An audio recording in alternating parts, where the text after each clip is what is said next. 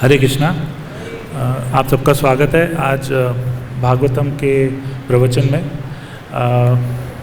मैं यहाँ पे क्लास देने बैठ तो गया हूँ, लेकिन मुझे ऐसा लग रहा है कि जैसे एक वो हम गुरु की प्रार्थना करते हैं ना, योग्यता विचारे कुछ ना ही पाए, तो मैं अपने आप को बिल्कुल वैसे ही महसूस कर रहा हूँ। लेकिन उसके बाद जो बोलते हैं तुम्हारा करुणा सार, सो जब मुझे ये सेवा हिजुलनेस भक्ति अनुग्रह जनार्दन महाराज ने दी तो मैंने हाथ जोड़ के कहा, महाराज सारे वरिष्ठ वैष्णव इतने धामवासी, मैं एक कंप्लीटली भौतिकवादी कैसे यहाँ बैठ के क्लास दूंगा। महाराज कहते नहीं, तुम सेवा लो और दो, गुरु को याद करो, श्रील प्रभुपाद को याद करो और जो तुम्हें पता है वो बताए।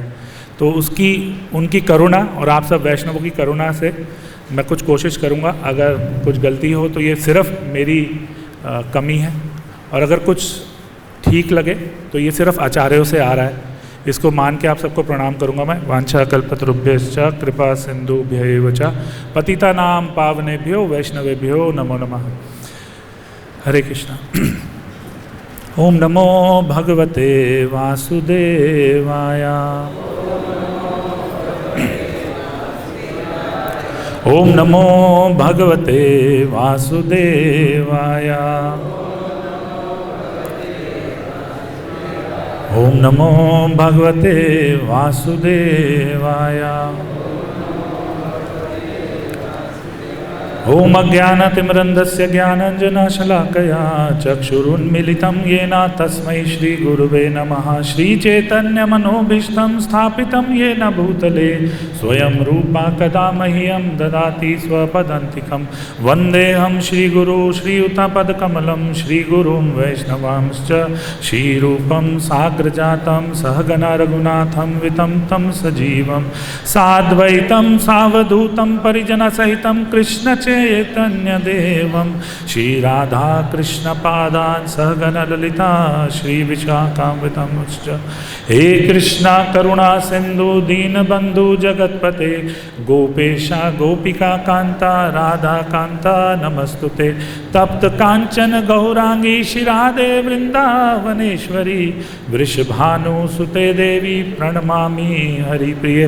वांछा कल्पतरुभ्यश्च कृपा सिंधुभ्य एव च पतितानां पावनेभ्यो वैष्णवेभ्यो नमो नमः। जय श्री कृष्ण चैतन्य प्रभु नित्यानंद श्री अद्वैत गदाधर श्रीवासादि गौर भक्तवृंद। हरे कृष्णा कृष्ण कृष्ण हरे हरे, हरे राम राम राम हरे हरे। हरे कृष्णा। सो हम श्रीमद् भागवतम के 7वें स्कंद के 4थे अध्याय का 37वां श्लोक आज लेंगे। ये अगर हम इसको देखें तो ये चर्चा रोज़ आप कर रहे हैं, और श्रील प्रभुपाद जी ऐसे बताते थे कि हमें ये एक जैसे बच्चों को जब वो छोटे होते हैं ना टीकाकरण करते हैं ना, टीका लगवाते हैं, वैक्सीन लगवाते हैं, तो ये भागवतम सुनना रोज़ ऐसी क्लासेस में आना एक तरह से वो टीकाकरण की तरह हमारे जीवन में काम करता है। टीकाकरण के 2 काम हैं, एक तो ये कि इमीडिएट अगर कोई बीमारी है उससे बचाता है, और लंबे समय के लिए अगर एक इम्यूनिटी शरीर में एक एंटीबॉडीज़ बनाता है। तो ये भागवतम इस तरह से ही हम पे काम करती है। अगर आसपास हमें विचलित करने वाली चीज़ें हैं उनसे बचाता है।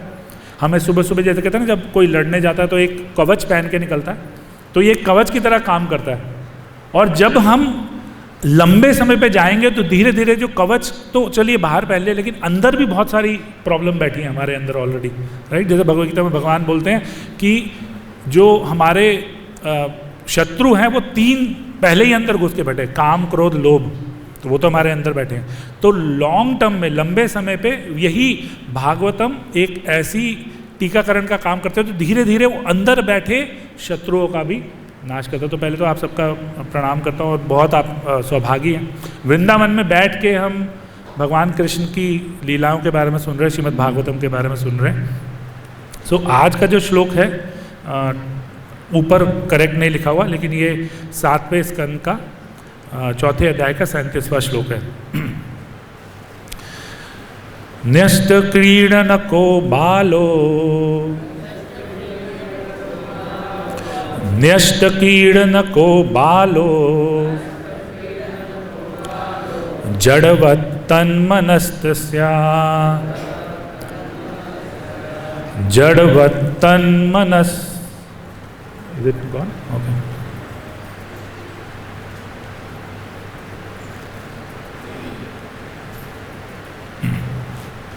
शब्दार्थ श्रील प्रभुपाद के द्वारा। श्रील प्रभुपाद की अपने बाल्यकाल के प्रारंभ से ही प्रहलाद महाराज को बालकों के खेल कूद में अरुचि थी। निस्संदेह उन्होंने अपना उन सब का परित्याग कर दिया था और कृष्ण भावनामृत में पूर्णतया लीन होकर शांत तथा जड़ बने रहते थे। चूंकि उनका मन सदैव कृष्ण भावनामृत से प्रभावित रहता था, अतएव वह यह नहीं समझ सके कि संसार किस तरह इंद्रिय तृप्ति के कार्यों में निमग्न रहकर चलता रहता है। तात्पर्य श्रील प्रभुपाद जी के द्वारा। श्रील प्रभुपाद की प्रहलाद महाराज ऐसे व्यक्ति के ज्वलंत उदाहरण हैं जो कृष्ण भावनामृत में पूर्णतया निमग्न रहता है। चैतन्य चरितमृत में कहा गया है, स्वार्थ जगम देखे ना देखे तार मूर्ति, सर्वत्र है निर्ज इष्ट देव स्मृति। पूर्णतया कृष्ण भावनावित व्यक्ति इस जगत में स्थित होकर भी कृष्ण के अतिरिक्त कुछ नहीं देखता। यह महाभागवत के लक्षण है। वह सर्वत्र कृष्ण ही कृष्ण देखता है, क्योंकि कृष्ण के लिए उसमें शुद्ध प्रेम रहता है, जैसे कि ब्रह्म संहिता द्वारा पुष्टि की गई है। प्रेमांजना चुरित भक्ति विलोचनेना संत सदैव हृदयेषु विलोकयन्ति यम श्याम सुंदरम अचिंत गुणस्वरूपम गोविंदमादि पुरुषम तमहम भजामि। मैं उन आदि भगवान गोविंद की पूजा करता हूँ जो उस भक्त द्वारा सदा देखे जाते हैं जिसकी आँखों में प्रेम का अंजन लगा हुआ है। वह भक्त के हृदय में स्थित अपने नित्य श्याम सुंदर स्वरूप में देखे जाते हैं। ऐसा दुर्लभ महात्मा पूर्णतया कृष्ण भावना भावित होता है और वह अपने हृदय में भगवान को निरंतर दर्शन करता रहता है। कभी कभी यह कहा जाता है कि यदि व्यक्ति पर शनि, राहु अथवा केतु जैसे बुरे ग्रहों का प्रभाव हो तो वो किसी भावी कार्य में उन्नति नहीं कर पाता। इसके ठीक विपरीत प्रहलाद महाराज कृष्ण रूपी परम ग्रह द्वारा प्रभावित थे। अतएव वे भौतिक जगत के विषय में ना तो सोच सकते थे, ना कृष्ण भावनामृत के बिना जीवित ही रह सकते थे। यह महाभागवत का लक्षण है। भले ही कोई कृष्ण का शत्रु क्यों ना हो, महाभागवत उसे कृष्ण की सेवा में संलग्न देखता है। एक अन्य मोटा उदाहरण यह है कि पीलियाग्रस्त आँखों से सब कुछ पीला दिखता है। इसी प्रकार महाभागवत को अपने अतिरिक्त हर व्यक्ति कृष्णा की सेवा में संलग्न प्रतीत होता है। प्रहलाद महाराज प्रमाणित महाभागवत अर्थात प्रमाण भक्त हैं। पिछले श्लोक में बताया गया है कि उनमें नैसर्गिक अनुरति थी। इस श्लोक में कृष्ण के प्रति ऐसी नैसर्गिक रति के लक्षण वर्णित हैं। यद्यपि प्रहलाद महाराज अभी बच्चे थे, किंतु उन्हें खेलने में कोई रुचि नहीं थी। जैसे कि श्रीमद् भागवतम में कहा गया है, विरक्ति अन्यत्र च। पूर्ण कृष्ण भावित का लक्षण है कि मनुष्य सारे भौतिक कार्यकलापों में रुचि नहीं लेता। एक छोटे से बालक के लिए खेल कूद छोड़ पाना असंभव है, किंतु प्रहलाद महाराज उत्कृष्ट भक्ति में स्थित रहने के कारण सदैव कृष्णामृत की समाधि में लीन रहते थे। जिस प्रकार की भौतिकवादी सदैव भौतिक लाभ के विचारों में खोया रहता है, उस तरह प्रहलाद महाराज जैसा महाभागवत सदैव कृष्ण के विचारों में संलग्न रहता है। नष्ट क्रीडन को बालो जड़वत तन्मनस्तया कृष्ण ग्रहीतात्मा न वेद जगदीदृशम। सो इस श्लोक में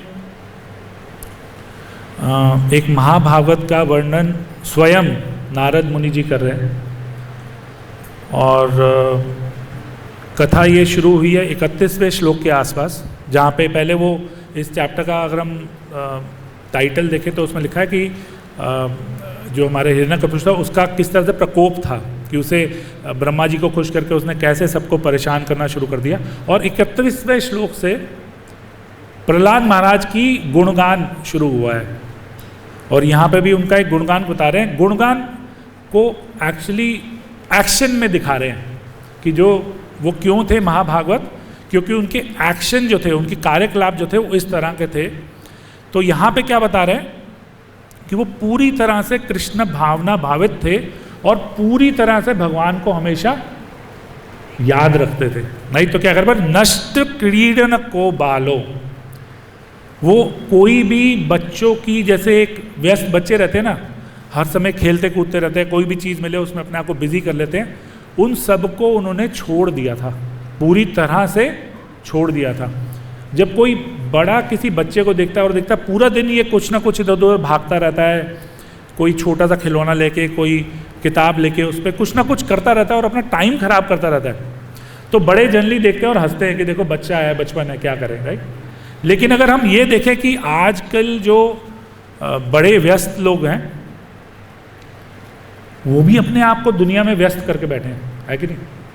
बस उनके खिलौने जो हैं वो थोड़े सोफेस्टिकेटेड या अत्याधुनिक कहते हैं ना, उनके जो खिलौने हैं वो अलग तरह के हैं। उनके खिलौने क्या हैं जी, मुझे बड़ी से बड़ी गाड़ी चाहिए, किट्टी पार्टियों में जाती हैं माता जी, वो सोचते हैं कि हम दोस्तों के साथ घूमने निकलें, तो उनके खिलौने अलग हैं।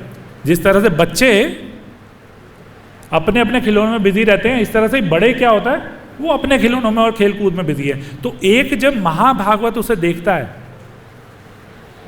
वो बिल्कुल वैसे ही देखता है जैसे एक बड़ा किसी बच्चे को देखता है और कहता है ये कैसे टाइम अपना खराब कर रहे हैं। जो प्रहलाद महाराज भी आखिर में कहा कि ना वेदा जगदी ईदृशम, कि वो समझ नहीं पा रहे थे कि कैसे लोग अपना समय पूरी तरह से व्यर्थ कर रहे हैं। जैसे होता है ना, बच्चे होते हैं कभी कभी घर घर खेलते हैं, आपने सुना घर घर खेलते हैं। घर घर में क्या होता है, एक बच्चा छोटा सा माँ बन जाता है, कभी बाप बन जाता है, और वो कहता है तुम बाहर जाओ, बाहर से आओ, मैं तुम्हारे लिए खाना बना के दूंगा, मैं तुम्हारे लिए खाना बना के दूंगी, तुम जब आओगे तो मैं तुम्हें पानी दूंगा, मैं काम करने जाऊंगा। तो घर घर खेलते हैं। थोड़ी देर बाद जब भूख लगने लगती है और जब टाइम ओवर होने लगता है तो माँ आती है और कहती है अरे चलो बंद करो, अब असली में काम शुरू करो। तो एक महाभागवत कुछ इस तरह से ही सब लोगों को देखता है कि सब अपनी कार्यकलापों में इतना व्यर्थ हैं, अपनी जिम्मेदारियों में इतना व्यर्थ हैं कि वो ये भूल गए कि ये एक घर घर की तरह खेल है, बट मेरे जीवन का लक्ष्य ये घर घर नहीं था, ये जिम्मेदारियां सिर्फ मेरे जीवन का लक्ष्य नहीं है। तो जब एक आत्म साक्षात्कारी भक्त किसी लोगों को देखता है तो वो क्या कहता है, वो बिल्कुल उस तरह से उसके मन में दर्द होता है, वो बिल्कुल उनकी एक्टिविटी को देख के परेशान होता है। जैसे भगवद्गीता में भगवान ने कहा है ना, सा निशा सर्वभूतानाम तस्यम जागृति समयी, यस्यम जागृति भूतानि सा निशा पश्यतो मुनि। जो एक आत्मा साक्षात्कारी के लिए रात है वो भौतिकवादियों के लिए दिन है, और जो आत्म साक्षात्कारियों के लिए दिन है वो उसके लिए रात है। इसका मतलब ये नहीं सिर्फ कि हम 4 बजे उठते हैं, वो बात तो ठीक है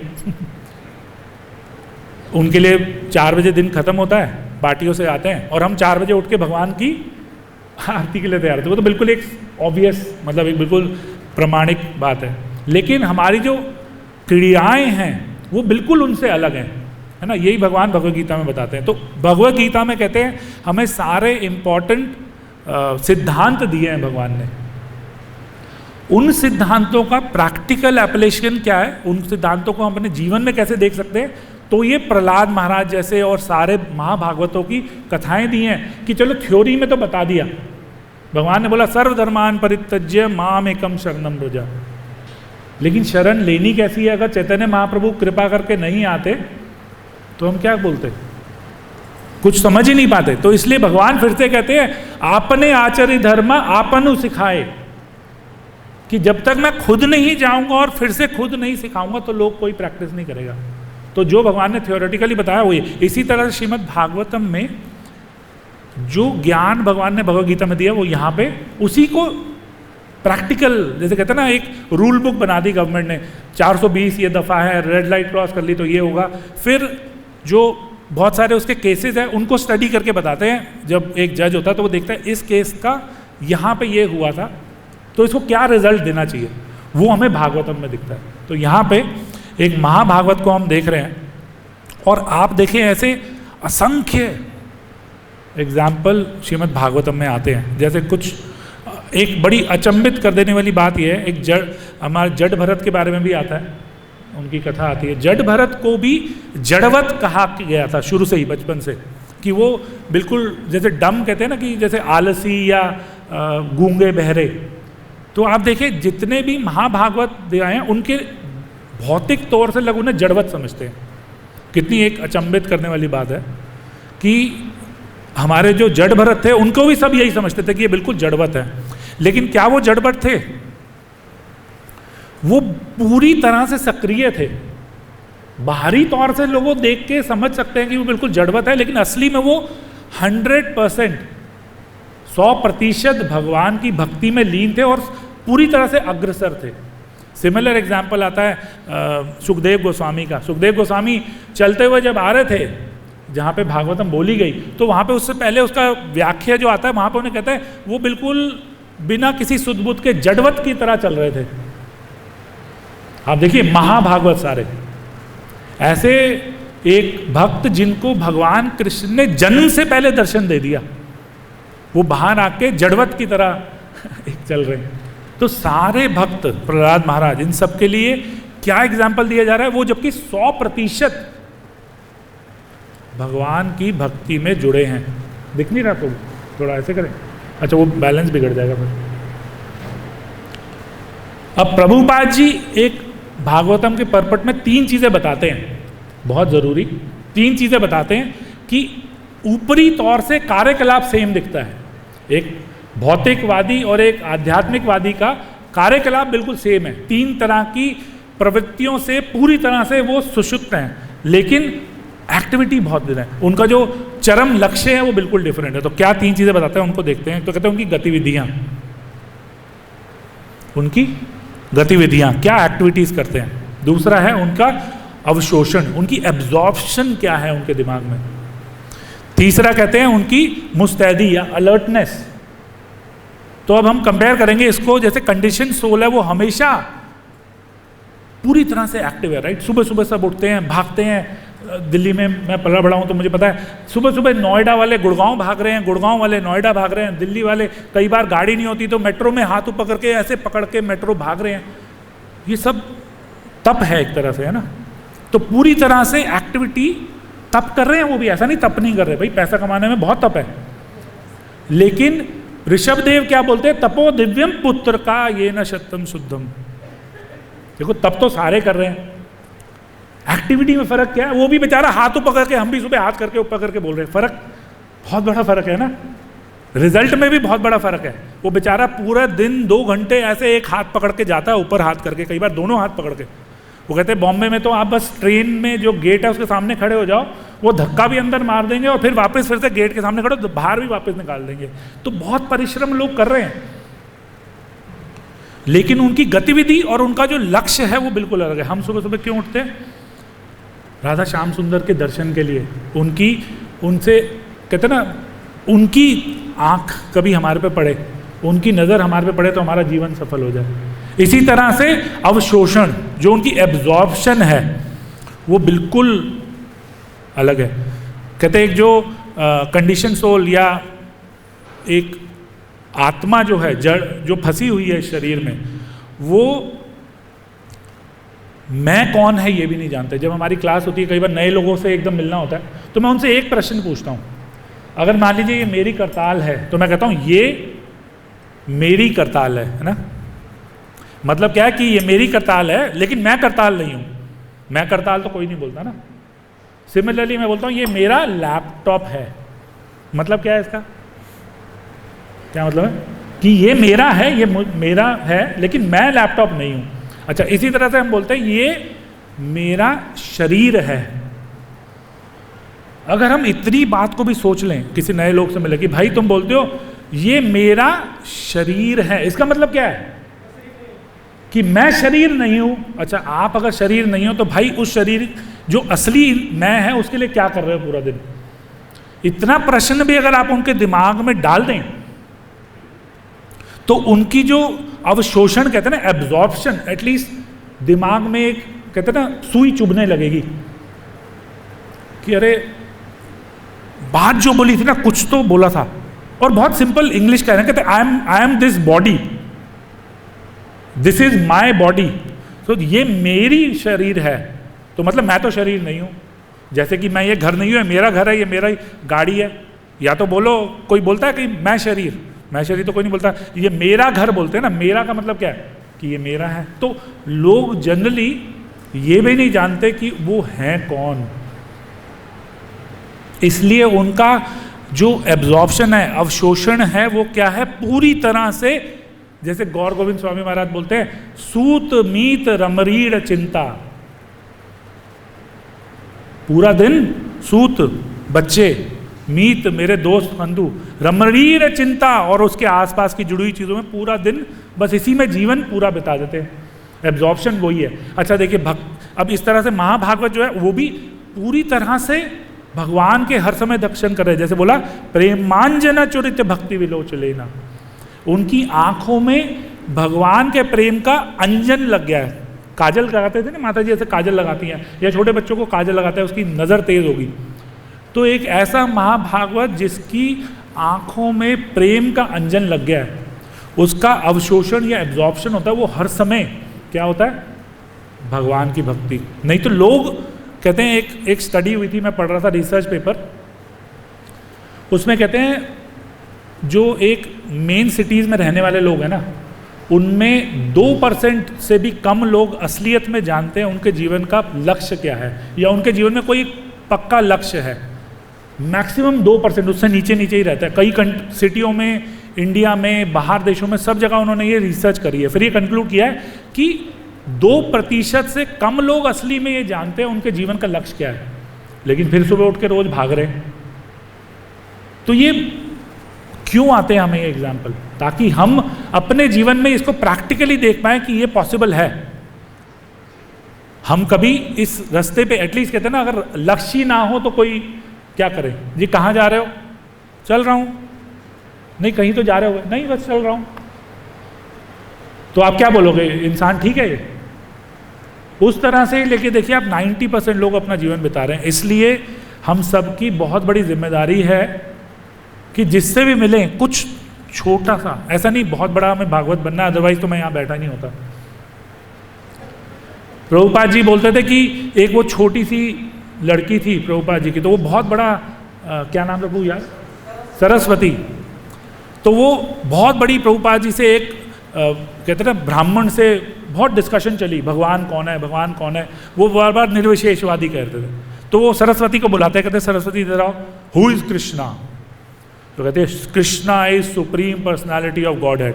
कह रहे इसको परफेक्ट नॉलेज है, तुमने जो इतनी बातें बोली तुमसे ज्यादा ये समझी है। क्यों? भगवान बोलते हैं कि सारे वेदों को जानने का पर्पस क्या है, टू नो मी, मेरे को जानना। तो जितना हमें पता है उतना ही बताएं। थर्ड है अलर्टनेस। जड़ भरत और प्रहलाद महाराज और सारे भागवत इतने अलर्ट है कि 24 घंटे भगवान का साक्षात्कार करते हैं, लेकिन बाहरी तौर से कोई देखे तो पहचानेगा भी नहीं। कहते एक जो प्योर भक्त होता है ना, वो नमक की तरह होता है। नमक की तरह का क्या मतलब है? कहते सब्जी में अगर नमक ठीक हो तो कोई, किसी को कभी पता लगता है नमक डला हुआ है इसमें? अच्छा कभी नमक ना हो तो पूरी सब्जी खराब हो गई ना। तो एक जो महाभागवत एक प्योर डिवोटी वो उस नमक की तरह काम करता है। सब कुछ चल रहा है, इसका मतलब ही यही है कि वो वहाँ पे उपस्थित है, उसने अपनी सेवा कर दी है। लेकिन अगर वो ना हो, सब देखते रहे आज कहाँ गए कहाँ गए कहाँ गए। जैसे मैं जब आ रहा था क्लास के लिए, मैंने सोचा कि पता नहीं लैपटॉप मेरा फिक्स होगा नहीं होगा, कौन लेट आएगा नहीं आएगा, लेकिन प्रभु जी बिल्कुल आधा घंटे पहले आके खड़े हो गए। अब देखो है ही नहीं, उन्होंने काम अपनी सेवा करी, कथा सुन रहे पीछे बैठ के, कोई उन्हें मतलब नहीं है, उनकी सेवा होगी। तो वो नमक की तरह काम करता है। हम सबको उस नमक की तरह बनना है। शुरू कैसे होंगे, राइट? तो वो नमक का भाव अपने में लाना है। जब हम उस सेवा को इस तरह से करें कि सिर्फ भगवान के लिए कर रहे हैं, तो अपने आप सब कुछ ठीक होगा। प्रभुपाद जी एक और एग्जाम्पल देते हैं, जैसे किसी का शनि राहु केतु भारी हो ना, जैसे यहाँ पे मैंने देखा बिल्कुल हमारे मंदिर के बाहर ज्योतिष जी एक बैठते हैं और कई लोग उनको हाथ दिखा रहे होते हैं, अरे प्रभु जी आपकी 7.5 चल रही है, अरे आपका मंगल चल रहा है, कुछ भी मंगल नहीं होगा आपके जीवन में अगले 5 साल के लिए। बंदा कहता है प्रभु जी कोई तो उपाय बताओ। कहते कृष्ण भावनामृत में अगर कोई आ गया तो कृष्ण उस ग्रह की तरह उसे पकड़ लेते हैं, लेकिन बहुत अच्छी तरह से। कहते हैं ना, अगर बच्चों को आप बचपन में भक्ति दो तो फिर कृष्ण उन्हें नहीं छोड़ते, वो कहीं हो सकता है थोड़ा बहुत इधर उधर जाए, जैसे हम भी कई बार भटकते हैं, लेकिन कृष्ण उन्हें छोड़ेंगे नहीं। तो इसी तरह से प्रभुपाद जी कहते हैं कि एक बार जो कृष्ण से जुड़ गया वो चाहेगा भी बाहर जाने का उसे समझ ही नहीं आएगा क्या करना है। मतलब बिल्कुल ऐसे लगेगा, जब हम बहुत पहले जुड़े थे कृष्ण भावनामृत से, तो एक बार हम इंडिया आए तो हम तब इटालियन बहुत खाते थे, और इटालियन तो खाने में सिर्फ अनियन गार्लिक मेन चीज़ यूज़ होती है। तो हमने कहा चलो भाई रेस्टोरेंट चलते हैं, बिल्कुल नए नए जुड़े थे, हम दिल्ली में आए वापस, हमने कहा चलो देखें, उन्हें बिना प्याज लहसुन का बनाने के लिए बोलेंगे। लेकिन जब हम जाके रेस्टोरेंट में खड़े हुए, ऐसी वहाँ पे खुशबू, अब प्यार से बोल रहा हूँ, बस ऐसी एक महक थी कि हम वहाँ पे खड़े ही नहीं हो पाए। तो ये कृष्ण की कृपा है। अगर हम चैंटिंग कर रहे हैं तो भगवान हर तरह से हमें प्रोटेक्टेड रखते हैं। तो उसी तरह से भगवान बोल रहे हैं कि अगर राहु केतु शनि इतना प्रभाव डाल सकते हैं, तो वो सर्वव्यापी भगवान हमारे जीवन में क्या किस तरह का चेंज कर सकते हैं वो देखिए। जैसे चैतन्य चरितमृत में एक और श्रील रघुनाथ दास गोस्वामी महाराज की कथा आती है। बहुत ही अमीर खानदान के पुत्र थे वो, और हर समय महाप्रभु से मिलने के लिए घर छोड़ के भाग जाते थे। वो बार बार उन्हें खींच के लाते थे, फिर भाग जाते थे। फिर उनके पिता उन्हें पैसे देते थे, अच्छा तुम 3-4 महीने रहो, बहुत सारे नौकर चाकर उनके साथ भेजते थे कि तुम वहाँ रहो लेकिन हमारी नज़र में रहो। फिर उन्होंने कहा जब भी कुछ करो ये मानता नहीं है तो क्या करे, उनकी शादी करवा दी। बहुत ही सुंदर एक बिल्कुल लक्ष्मी जी से का स्वरूप शादी करवा दी। इतना धन दिया उन्हें, फिर भी वो फंसे नहीं। तो वो क्या बोलते हैं वहाँ पे एक वक्त, चैतन्य ग्रह ग्रहित आत्मा। तो उनके पिता, एक बार माँ बोलती है इन्हें रस्सी से बांध के रख दो, जाने ही मत दो, बस खाना खिलाओ। तो कहते हैं देखो इस पे चैतन्य महाप्रभु का ग्रहण लग गया है, ऐसा ग्रहण लग गया है कि अब जब एक अप्सरा जैसी बीवी इसे नहीं रोक पा रही, इतना इंद्र जैसी लक्ष्मियाँ इसे नहीं रोक पा रही, तो तुम और मैं क्या रोकेंगे।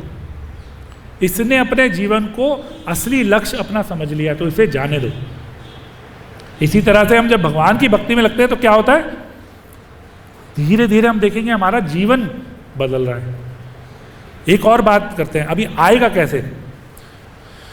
भगवत गीता में जैसे बोलो ना, भगवत गीता में प्रिंसिपल्स हैं, यहाँ पे कथाएं हैं, वहाँ पे हमारे क्या बोलते हैं उसे सिद्धांत हैं। तो सिद्धांत है यही क्वेश्चन अर्जुन भगवत गीता में कृष्ण भगवान से पूछता है कि हे भगवान स्थित प्रज्ञ को कैसे पहचाने।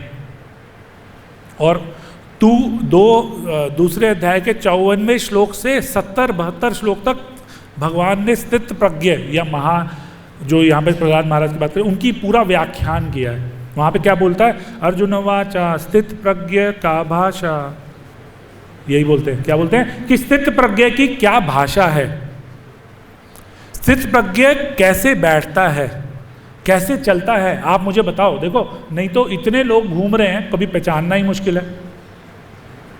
कोई कहता है अगर भगवान हमारे सामने भी आ जाए तो भी हम पहचान नहीं पाएंगे।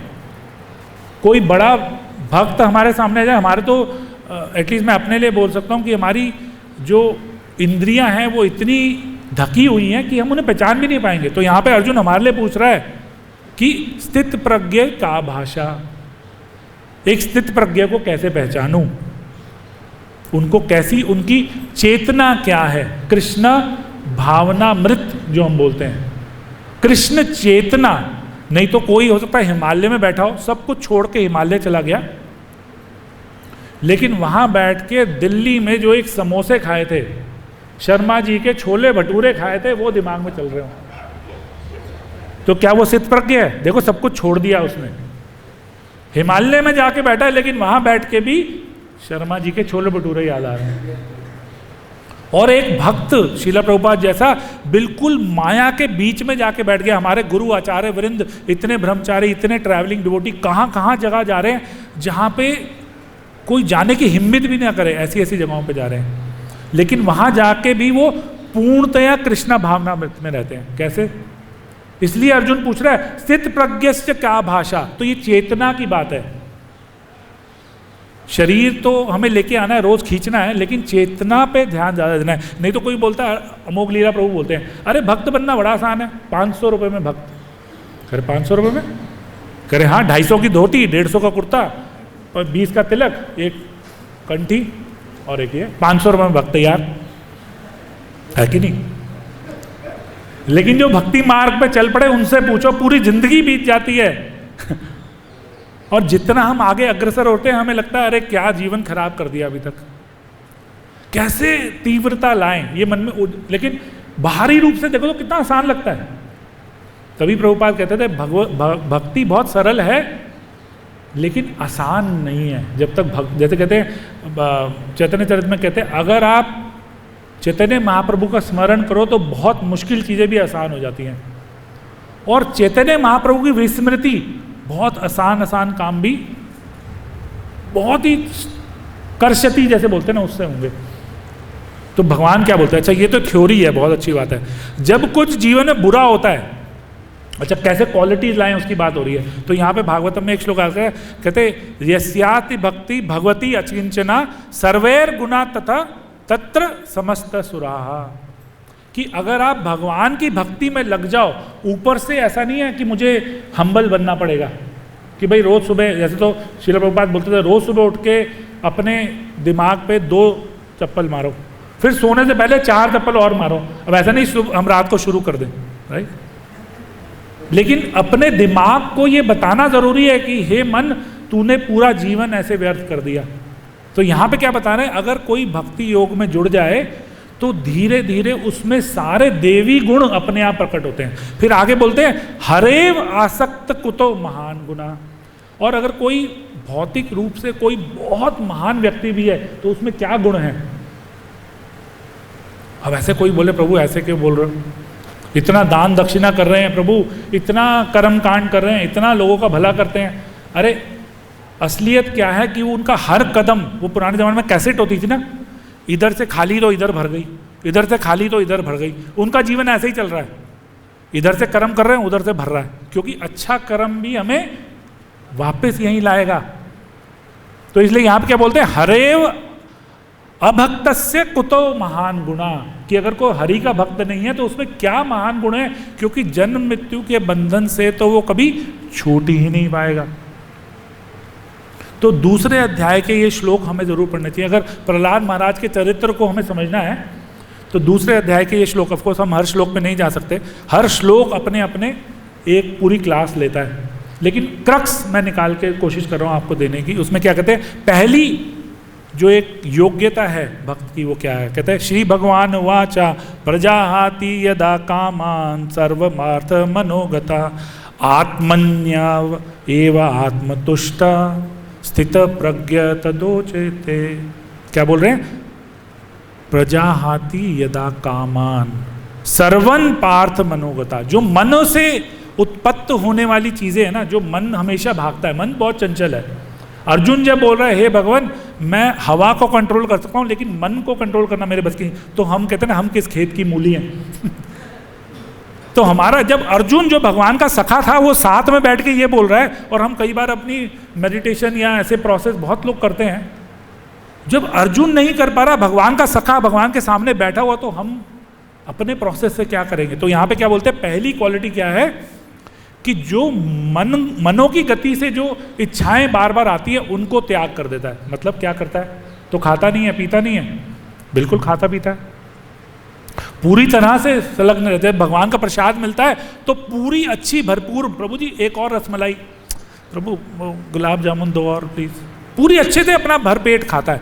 लेकिन जब मार्केट में जाता है वहाँ बहुत बढ़िया चाट पापड़ी गोलगप्पे दिखते हैं, तो वो क्या करता है, अपनी इंद्रियों को, जैसे कछुए का एग्जाम्पल भगवान ने दिया, पूरी तरह से बंद कर देता है। तो यहाँ पे ही भगवान क्या एग्जाम्पल देते हैं कि उस कछुए की तरह पहले बोलते हैं काम करो। जैसे ही कोई ऐसी चीज दिखे जो कि इंद्रियों को विचलित कर सकती है, तो उस कछुए की तरह अपनी इंद्रियों को अंदर खींचो। पहली शिक्षा भगवान बोलते हैं। आगे क्या बोलते हैं, आत्मन्य एव आत्मतुष्टा, हर समय वो अपनी अपने अंतर ध्यान में ही संतुष्ट रहता है। जो सिचुएशन भगवान दे दी उसको उसमें संतुष्ट है हर समय। जैसे अगर कोई बड़े शॉप पे कुछ परफ्यूम खरीदने या आप कुछ खरीदने जाते हैं ना, तो वो छोटे छोटे सैंपल देते हैं। अगर माता जी लिपस्टिक लेने जाएं तो उसके साथ छोटे से सैंपल देते हैं, ये लोग ये भी ट्राई करना, छोटा परफ्यूम है, छोटी लिपस्टिक है, कुछ क्रीम दे देते हैं। क्यों देते हैं? हमने उसके लिए पैसे तो नहीं दिए, हम तो मेन चीज़ खरीदने आते, बट साथ में क्यों मिल गए? जब भक्त को कोई अच्छा मिले तो वो इस तरह से सोचते हैं कि मैं इसके लायक तो नहीं हूँ, बट क्योंकि मैं भक्ति में लगा हूँ तो भगवान मुझे फ्री सैंपल दे रहे हैं। देखो मेरे जीवन में इतनी अच्छी चीज़ें चल रही, क्यों? भगवान उस फ्री सैंपल, मैं डिजर्विंग नहीं हूँ। इसी तरह से जब कुछ बुरा आए तो वो क्या सोचता है कि अरे मेरा तो असली में इससे बहुत बुरा होना चाहिए, मेरे अंदर के कलमश तो सिर्फ मैं जानता हूँ, लेकिन क्योंकि मैं भगवान की भक्ति में लगाऊं तो सब कुछ भगवान कम कर रहे हैं। तो यहां पे कहते हैं आत्मन्य एवं आत्मतुष्टः, पहली सीख भगवान दे रहे हैं। तो क्या वो काम नहीं करता? 4 तरह के प्रश्न। क्या वो काम नहीं करता? नहीं नहीं, काम करता है जी, लेकिन उस काम में सुबह सुबह पहले कहते ना नौकरी पे जाना है, सबको जाना है। भगवान ने अर्जुन को क्या कहा? माम अनुस्वर युद्ध च, क्या बोला? मेरा ध्यान करो और फिर युद्ध करो। अगर हम सुबह अपनी नौकरी पे बिना माला करे निकल गए तो माम अनुस्वर तो हुआ ही नहीं, तो युद्ध क्या कैसे करेंगे? इस भौतिक शक्ति से कैसे लड़ेंगे? तो यहां पे क्या बता, काम सारे करने हैं। अच्छा, मन की चीजें की इच्छा, मन चीजों की इच्छाएं क्यों करता है? क्या लगता है? क्योंकि उसे लगता है इसी में खुशी है। फिर अगला प्रश्न आता है, उनकी उत्पत्ति कहां से होती है? सारी इच्छाओं की उत्पत्ति कहां से होती है? क्या लगता है? हाँ जी, मन से। मन के 3 काम है, थिंकिंग, फीलिंग, विलिंग। पहले उसके बारे में सोचता है, जैसे ही सोचा मन में भाव आ गया, अरे क्या मजा आएगा, चाहे वो अच्छा है या नहीं है। और फिर क्योंकि उसको अंदर जाने दिया तो उस तरह की इच्छाएं प्रकट होने लगती है। तो भक्त क्या करते हैं, हमें इस स्टेज पे क्या करना है? थिंकिंग की स्टेज पे ही उसे काट देना है। महाभागवत की स्टेज पे पहुंचने की बात चल रही है, लेकिन हम उससे, एटलीस्ट मैं अपने लिए बोल सकता हूँ, बहुत दूर हैं।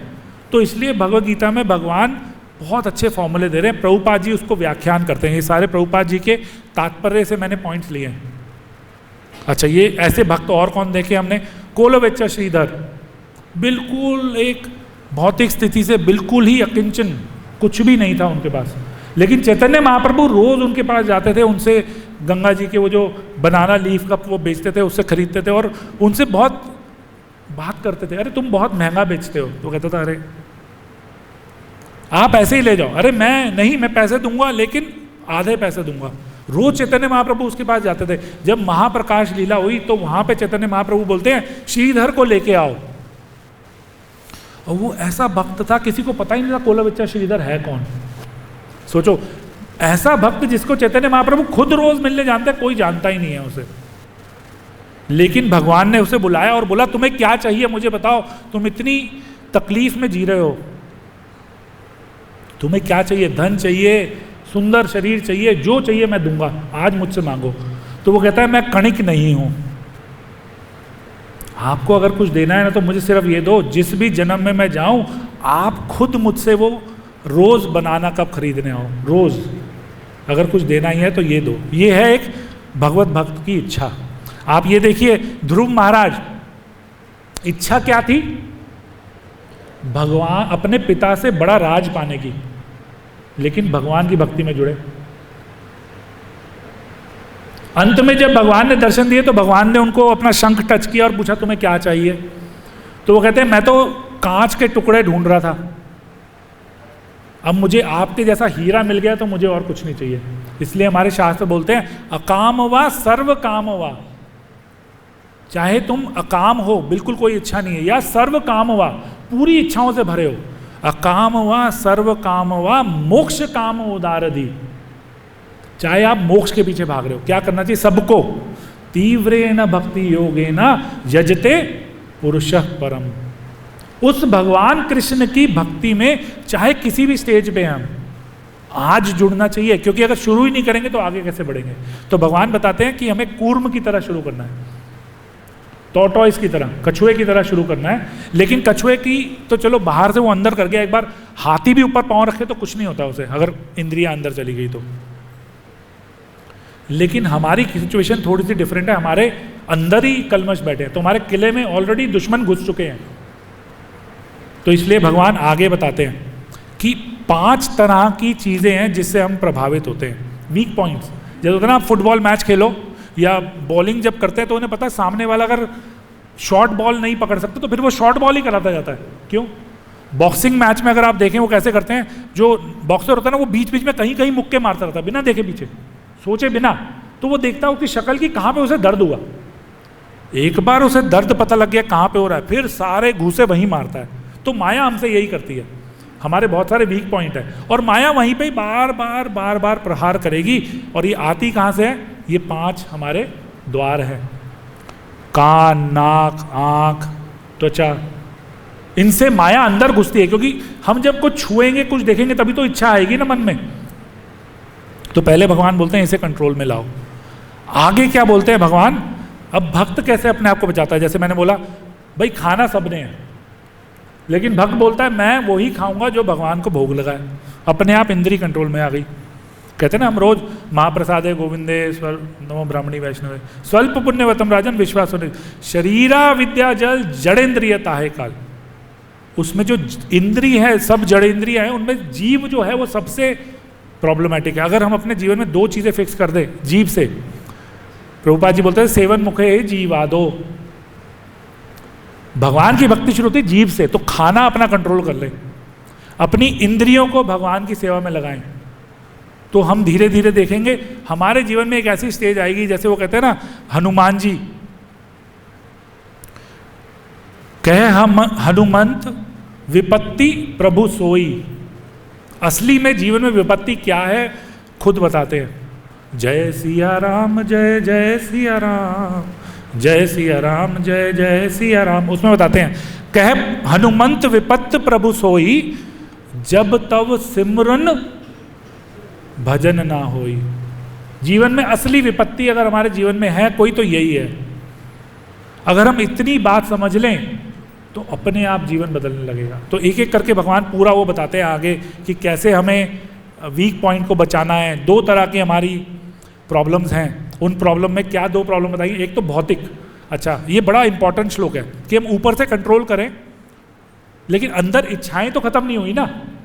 तो क्या बोलते हैं? विषया विनिवर्तन्ते निहारस्य देहिना। भाई हमने ऊपर से तो कूर्म की तरह अपनी इंद्रियां खींच ली, लेकिन अंदर इच्छाएं तो बैठी है ना भी। तो धीरे धीरे निहारस्य, भूख, निहार जैसे बोलते हैं ना कि आहार नहीं मिल रहा, तो निहारस्य देही नाम। तो इंद्रियां अंदर से बड़ी परेशान करती है। तो कहते हैं रसो वर्जम रसोपस्य। अगर उसे फिर से उस आग में तेल नहीं डालोगे ना तो क्या होगा? वो धीरे धीरे बैठ जाएगी। क्यों? क्योंकि परम दृष्टवा निवर्तते, धीरे धीरे ऊपर जाना। तो बड़ा सिंपल सा बताया, 2 तरह की इच्छाएं हैं। एक तो भौतिक इच्छाएं हैं, जैसे मान लो कोई ऑफिस के लिए ट्रैवल कर रहा है, अब ऐसा तो नहीं अब कुछ नहीं मिल रहा तो क्या करेगा बेचारा। एक प्रभु जी हमारे गए कतर में प्रोजेक्ट पे गए, वहाँ पे 1 दिन का प्रोजेक्ट था, 3 दिन खिंच गया। अब बेचारा सैलेड तो खाएगा, क्या करे, मतलब कुछ तो खाए, बिल्कुल 3 दिन भूखा रखना तो बहुत मुश्किल है। तो एक तो हो गई जैविक इच्छाएं, भूख प्यास, ये सब, इनको तो हम किस तरह से कंट्रोल कर ले। लेकिन ज़्यादा ज़रूरी क्या है? जो हमारी कामिक इच्छाएं हैं उनको रोकना। देखो अगर कोई बीमार है और उससे बोले देखो, वो बोलते हैं तुम्हें शुगर बड़ी हाई है, आम मत खाना इस सीजन में। अब ऐसा तो नहीं है वो आम नहीं खाएगा तो मर जाएगा, ऐसा तो कोई नहीं है ना। तो एटलीस्ट जो हमारी मानसिक इच्छाएं हैं उनको रोकना चाहिए सबसे पहले। अगर वो गलत तरह से ले जा रही है हमें, तो मानसिक इच्छाओं को रोकेंगे। प्रभुपाद जी ऐसे महाभागवतों का एग्जाम्पल हम खुद देख सकते हैं जीवन में। तो वहाँ पे भगवान क्या बताते हैं? 2.70 में ये बताते हैं कि आज कोई भी नेगेटिव सिचुएशन आती है हम उसमें फंस क्यों जाते हैं। जो हमारी मानसिकता है ना वो कैसी है, आज एक गड्ढे की तरह है। अच्छा, नदी अगर बह रही है किसी गड्ढे में जाए तो पूरा गड्ढा बह जाता है ना, साथ में पूरा भर जाता है। हमारी मानसिकता आज की डेट में इसी तरह से है। तो 2.70 में भगवान कृष्ण बताते हैं कि अपनी मानसिकता को गड्ढे की जगह एक समुद्र जैसी बनाओ। क्या करना है? भक्ति योग में लग के जो हमारी मानसिकता छोटी छोटी चीज़ों से बिखर जाती है ना, वो जब समुद्र जैसी बन जाएगी तो कितनी भी नदियाँ, इच्छा की कितनी भी नदियाँ उसमें आए, उसे कोई फर्क नहीं पड़ता। भगवान खुद बता रहे हैं भगवद गीता में, देखिए कभी कहते हैं अहेतुकी भक्ति, किसी भक्त ने कृपा कर दी, फिर प्रभुपाद जी ने सब कुछ दे दिया, हमें सिर्फ पढ़ना है और जीवन बदल सकता है। तो महाभागवत, प्रहलाद महाराज, जड़ भरत, प्रभुपाद जी, हमारे करंट भक्तवृंद, अपना महाप्रभु को देखिए, अपना श्रील प्रभुपाद को देखिए, कैसे वो एक ऐसी सिचुएशन में थे, 70 साल की उम्र में वृंदावन छोड़ के जाने के लिए किसी को कोई रीजन नहीं होना चाहिए, पूरी तरह से कृष्ण भावनामृत में खोए हुए थे, लेकिन बाकियों का उद्धार करने के लिए वो यहाँ से निकले। अच्छा, कहाँ गए? ऐसी जगह पे जहाँ पे कोई पाँव रख के भी तैयार ना हो, वहाँ जाके बोलते हैं नचाओ नचाओ नचाओ प्रभु, कि हे प्रभु तुम मुझे यहाँ ले जाए हो तो अपनी कठपुतली की तरह मुझे जितना नचाना नचाओ। 70 साल का आदमी एक सबके लिए प्रसाद बनाता था, सब चले जाते थे, फिर जब वो चले जाते थे तो सबके बर्तन धोते थे वो रोज़।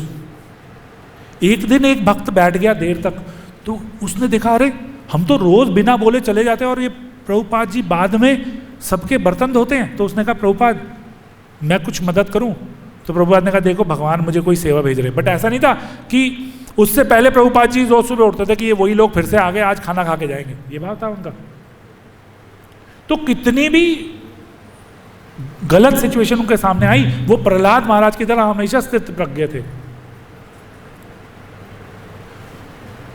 परम पूज्य श्रील गोपाल कृष्ण गोस्वामी का एक वो बताते हैं, कहते हैं कि रशिया में एक बार किसी सिटी से दूसरी सिटी में उन्हें जाना था और वहाँ पे उन्हें स्पेशली बुलाया, महाराज का प्रोग्राम नहीं था, लेकिन उन्होंने कहा नहीं महाराज आप यहाँ से होते हुए गुजरो। तो महाराज गए। अच्छा, जैसे ही महाराज ने लैंड किया वहाँ पे इतना बड़ा साइक्लोन, पूरा बादल, सब कुछ घिर गया। तो उन्होंने कहा महाराज सिर्फ एक दिन के लिए, इतना हमने बोला आने के लिए, अब आ गए हैं तो अब मौसम इतना ख़राब है कि कहीं जा ही नहीं सकते।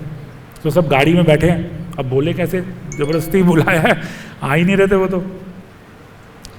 तो वो महाराज वहाँ बैठे, तो एक ने बोला महाराज आज गुरु महाराज कितने बादल है ना? तो कहते हैं हाँ इसमें कृष्ण को देखो और कृष्ण की इच्छा देखो, तुम्हें वो विराट रूप नहीं दिख रहा उसमें? तो वो कहता अरे मैं क्या छोटी बात सोच रहा था, और महाराज की विजन जो देखो कहाँ है। ऐसे जयपताका स्वामी महाराज, किसी भी हमारे करंट आचार्यवृंद, इवन भक्तों को देखिए, मतलब क्या जीवन उनका शारीरिक रूप से बिल्कुल ऊपर है। कैसे? क्योंकि वो इस आत्म एवं आत्मतुष्ट है, अपने अंदर भगवान की पूरी भक्ति में लगे हैं। तो हमें क्या करना है? ऐसे 26 गुण भक्तों के बताए गए हैं जो दिखते हैं, ये बहुत ज़रूरी है। ये 26 गुण कहते हैं एक भक्त में होने चाहिए। क्या क्या? सत्य बोले, किसी दक्ष हो, मौन हो, कवि हो, कभी किसी का बुरा ना करे, कभी किसी का कुछ ना करे। इसमें एक क्वालिटी जो है, एक तटस्थ लक्षण है जो मेन लक्षण है। इस सब में एक क्वालिटी है जो सबसे जरूरी है। प्रभुपाद जी बोलते हैं नेक्टर ऑफ इंस्ट्रक्शन में, गिरिराज स्वामी महाराज एक बार बोल रहे थे कि सब कुछ तब मिलेगा जब ये एक क्वालिटी हम अपने अंदर ले आए। कि हो सकता है भाई सत्य बोलना है हमेशा, लेकिन हो सकता है भक्त ऐसी सिचुएशन में फंस जाए जहाँ पे हर समय सत्य ना बोल पाए। लेकिन अगर एक क्वालिटी होगी ना तो बाकी सब अपने आप आएंगे। क्या है वो? कोई देख के बता सकता है क्या है? जी किसी ने बोला कृष्ण एक शरणम। अगर हमने अपने मन में ये ठान लिया कि मैं हर स्थिति में सिर्फ कृष्ण की शरण लूंगा, तो हम देखेंगे जीवन अपने आप पूरी तरह से चेंज होगा। ये है भक्त जो हमें सिखाते हैं। इसको आगे पढ़ेंगे तो कैसे करेंगे प्रैक्टिकली? यत् करोषि यदश्नासि यत् जुहोषि ददासि यत् तपस्यसि कौन्तेय तत् कुरुष्व मदर्पणम। शुरू करना है आज। जो भी हम करें, भाई करते तो सब कुछ है, भगवान के लिए करो।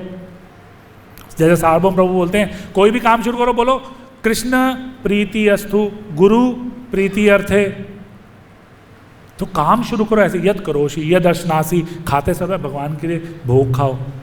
यद जुहोषि ददासी यद, सब दान करते हैं तो भगवान के लिए कुछ ऐसे काम में दान करो जो भगवान के प्रचार में हो, भक्तों की सेवा में हो। तो ये अगर हम छोटा छोटा करते रहें तो हम धीरे धीरे देखेंगे ये सारी चीज़ें हमारे जीवन में फिर आएंगे। लेकिन एक बहुत ज़रूरी चीज़ है, कहते हैं 9 भक्ति की अंग है ना? श्रवणम कीर्तनम विष्णु स्मरणम पाद सेवनम। लेकिन अगर किसी का अंग कोई कट जाए फिर भी जी लेता है ना, लेकिन जब तक हृदय चलता रहे। बात सही है नहीं? अगर हृदय रुक जाए तो अंग कुछ काम करेंगे? कर सकते हैं बाकी काम। तो हमारे प्रभुपाद जी और आचार्यवृंद क्या बोलते हैं, वो जो हृदय है ना भक्ति का, वो क्या है? हरे कृष्ण महामंत्र का जप। जब तक हम ये करते रहेंगे ना, तो भगवान की भक्ति में हम धीरे धीरे अग्रसर होते ही रहेंगे। और एक दिन प्रहलाद महाराज की, हम कहते हैं ना, अनुकरण तो नहीं कर सकते, अनुस्मरण करना है, उनकी शिक्षाओं पे चलना है। उनकी तरह तो हम कभी नहीं। प्रभुपाद जी 2 घंटे सोते थे फिर भी काम करते थे, हमें 2 दिन होना पड़े तो बेहोश होने लगते हैं। तो उनका नकल तो हम कभी नहीं कर सकते, लेकिन उनकी सीख लेके हमें धीरे धीरे बढ़ना है। और ये शुरू होता है बिल्कुल ध्यान पूर्वक, हरे कृष्णा कृष्ण कृष्ण हरे हरे, हरे राम राम राम हरे हरे के जप से। प्रभुपाद, मैं इससे खत्म करता हूँ। प्रभुपाद जी एक बार बोलते हैं, 12 महाजन के बारे में बता रहे थे, तो उनके भक्त ने बोला, प्रभुपाद आप 13th महाजन है। क्यों? इन 12 महाजन के बारे में आपने हमें बताया नहीं तो हमें कहां पता लगता। तो प्रभुपाद जी बोलते हैं, तुम 14वें महाजन हो। क्योंकि अगर इन आचार्यों की शिक्षा तुम ले लोगे तो तुम भी महाजन हो भाई। तो हमें अपने जीवन में सिर्फ यही करना है, आचार्य वृंद, गुरु वृंद, भक्त जो हमें सिखा रहे हैं उस पर धीरे धीरे क्षणे क्षणे बढ़ते चलना है। श्री प्रभुपाद की जय, श्री राधा माधव की जय, अनंत कोटि वैष्णव वृंद की जय।